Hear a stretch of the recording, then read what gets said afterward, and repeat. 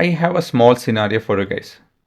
Say there are two tanks, one with full of water and another with some water. But the gates are closed.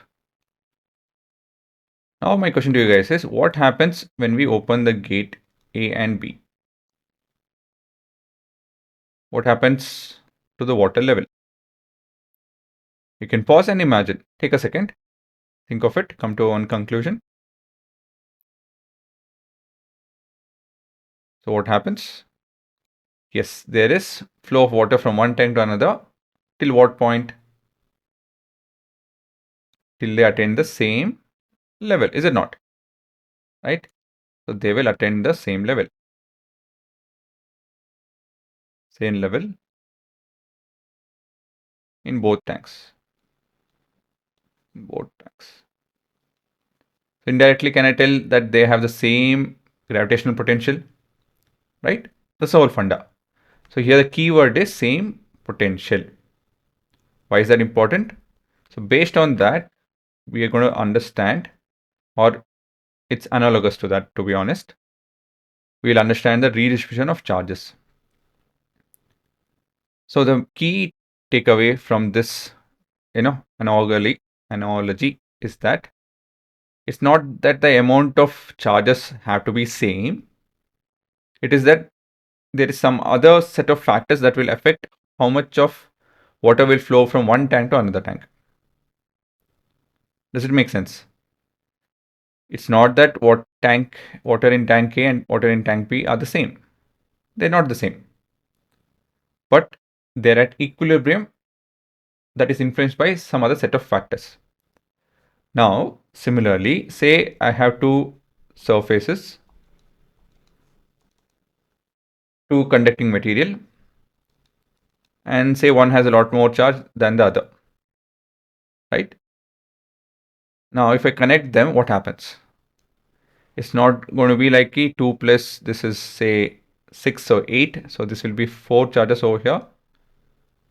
And here too there will be 4 charges. It's not that.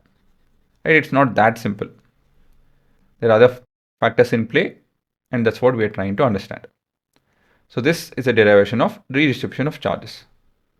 So basically, for the derivation, we need to have this sense that post redistribution or redistribution happens till the force on the charges is 0. Does it make sense? The redistribution, once we connect, the redistribution happens till a point of 0 force being experienced by actually the net force, not 0 force. Net force is 0 on charges. For this to happen, for any two conducting surface to be at equilibrium, right? Basically, we're talking about what? Different potential or same potential? Obviously, same potential.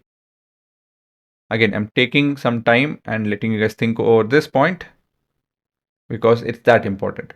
That sense has to be there. Only then this derivation or this concept will make sense. Now, actual derivation is very simple. So we have a initial condition.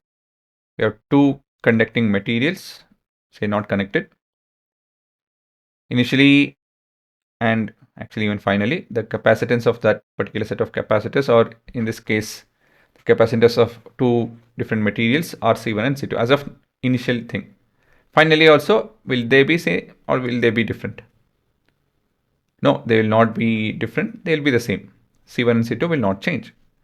While your Q1 and Q2 and the voltage V1 and V2 will be different. Do you guys agree? Now, that's your initial condition. Post connection. So the charges will get redistributed. So Q1, Q2 will become Q1 dash and Q2 dash. What about voltage? If voltage in A is the first material is V, in second material also it will be V. But why?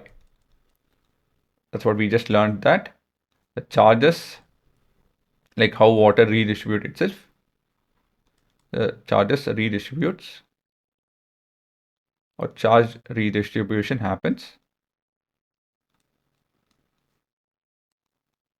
till the point of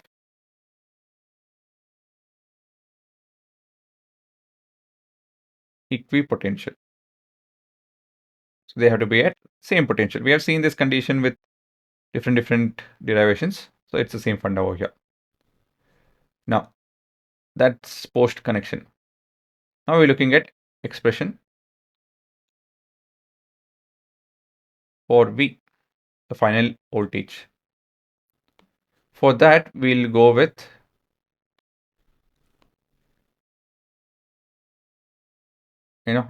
conservation of charges.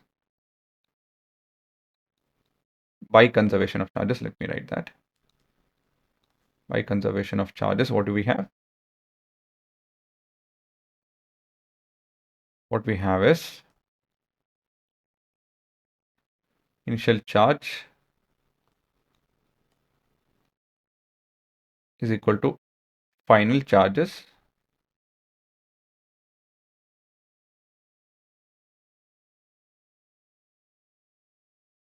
for an isolated system.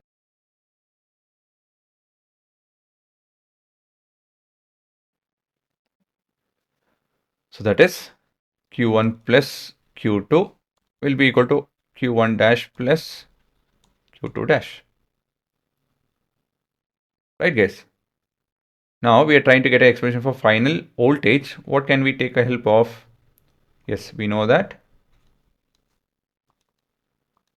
because Q is equal to C into V. We can substitute over here C1 V1 plus C2 V2, which is equal to C1 V plus C2 V, right? So V is equal to C1 V1 plus, let me write it a bit better, plus C2 V2, this entire expression divided with V1, sorry, not V1, C1 plus C2. That's it. Now, condition for equilibrium. Condition for equilibrium. Let's have a look at this. So we know that V has to be equal to V. Potential at A, final, has to be equal to potential at B, final. So basically, we are looking at V is equal to Q by C. So Q1 dash by C1 is equal to Q2 dash by C2. So if you guys want to redistribute it or rearrange it, so Q1 dash by Q2 dash will be equal to C1 by C2. Right. So that is the point of or condition for your redistribution. This is how it gets redistributed. Okay, so actually not condition. Expression for the heading is not that great. Anyways, I'll put some other heading. At equilibrium, right? So what happens to the charges?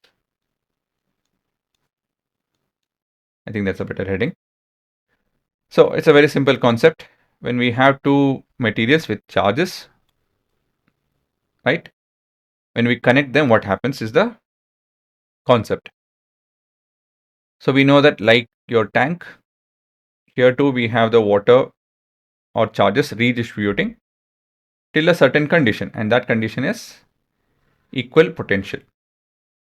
So here the funda is that we are trying to figure out to what potential, to what point will this happen. So we are trying to get an expression for V. And we got a expression for Q and C1 and C2 and all of that. The final, how do I put it across? The final scenario, the final charges, how they are related to your capacitance of the capacitor. Right? So that is your funda over here.